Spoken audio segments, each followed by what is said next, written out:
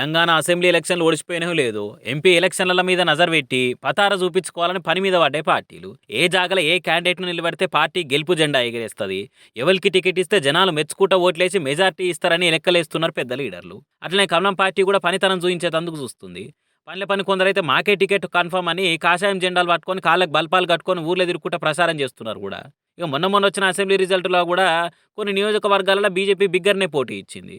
Single డిజిటే గెలిచినా పోయినసారి కంటే సీట్లు కూడా పెరిగినాయనే మాట వాస్తవమే. ఆ హుషారుతోనే పార్లమెంటు ఓట్లలో కూడా ప్రతాపం చూపించాలని కాషాయ పార్టీ కార్యకర్తలు కూడా కంకణాలు కట్టుకుంటున్నారట. ఇంకో దిక్కు అసెంబ్లీ ఎలక్షన్లో ఓడిపోయిన వాళ్ళు కూడా పార్లమెంటు బరిలో దిగి బరాబర్ పోటీకి సయానే తట్టున్నారని టాకిన్ వస్తుంది. ఎమ్మెల్యేలుగా పోటీ చేసి ఓడిపోయిన బీజేపీ సిట్టింగ్ ఎంపీలు ఇంకోసారి వాళ్ళ నియోజకవర్గంకెళ్ళే పోటీ చేస్తట్టు కోరుతుందట. అయితే ఆదిలాబాద్ పార్లమెంట్కి వెళ్ళి ఇప్పుడున్న ఎంపీ సోయం బాపురావు పోటీ చేస్తారా చేయడా అని డౌట్ వినబడుతుంది.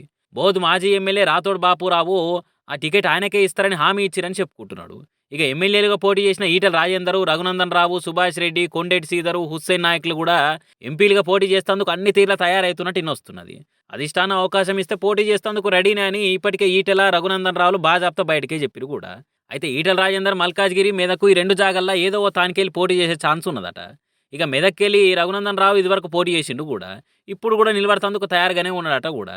వరంగల్ పార్లమెంట్కి వెళ్ళి వర్ధన్నపేట నుంచి అసెంబ్లీకి పోటీ చేసిన కొండేటి శ్రీధరు నాకిస్తే బాగుండు టికెట్ అని ఆశిస్తున్నాడట.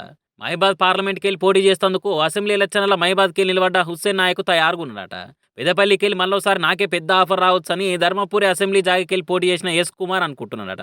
అసెంబ్లీ ఎన్నికల కొద్దిపాటి మెజార్టీతో ఓడిపోయిన తల్లౌజ్ ఆచార్ కూడా ఎంపీ బర్లు ఉంటుండొచ్చనే ప్రచారం భారీగానే జరుగుతున్నది.